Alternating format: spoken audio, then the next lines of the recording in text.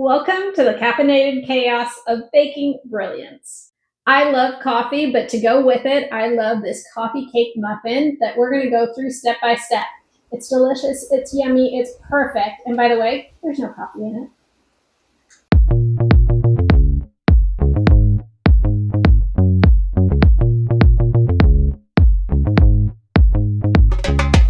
There are 3 easy parts to this recipe. We're going to start off by making our streusel. We're starting off with 1 cup of flour, to which I'm adding 1 cup of brown sugar, cinnamon, and salt. We're going to give this a really good mix. If your brown sugar is a little bit lumpy, then break up the lumps, and your mixture should look something like this. The big lumps that you're seeing is my brown sugar, but that'll be fine once I start mixing. Once you've got this consistency, we're going to take your cold butter that you cubed and add it right into the bowl. Now make sure your hands are clean, obviously, and we're going to work the flour and butter together, just like that. When your mixture looks like this, it's pretty much ready to go and you can set this aside. Let's move on to part 2. Part 2 is a signature cinnamon layer of a coffee cake. This layer is super simple. It's just a 1/4 cup of sugar, flour, and cinnamon, and give that a whisk and set it aside. You only have to mix it until you see that all 3 ingredients are well combined. So you want to keep whisking. If you have these big clumps of cinnamon, you don't want that. So keep on mixing until you don't have big, large clumps of cinnamon. Part 3 is the batter. We're starting off by adding the vinegar to the milk, and we're going to set that aside.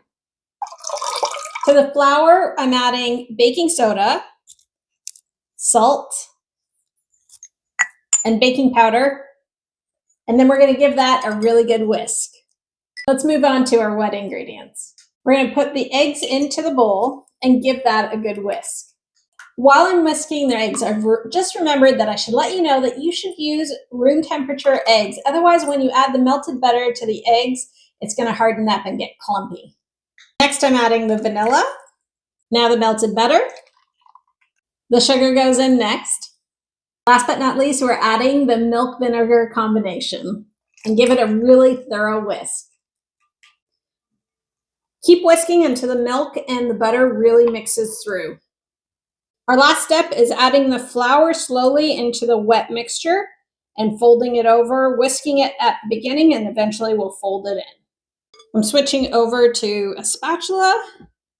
Just gonna get all the flour in there and fold it over just till it's combined. If you're folding over and you still see a little bit of dry flour, then keep mixing, just kind of like there. You're ready to go when your batter looks like this. We're gonna put about 1/2 scoop of batter into each of the muffin cups. It doesn't have to be precise, it's just so that when we put that cinnamon layer in, it's right in between.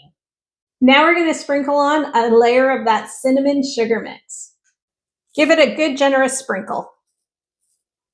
You can sprinkle on 1/2 to 1/4 teaspoon of mixture into each muffin cup. There's a thin layer of that mixture coating the batter, and it's just going to cook right through as the muffin bakes. Now we're going to put another 3/4 of a scoop of batter right on top. Simple, just scoop it and put it right on top. On top of the batter now, I'm going to put another layer of the cinnamon. You can do the same thing where it's 1/4 to 1/2 teaspoon per cup. Now we're ready for the streusel layer. Make sure that you've preheated your oven to 350 because this is almost ready to go in. I generally put a heaping teaspoon into each cup.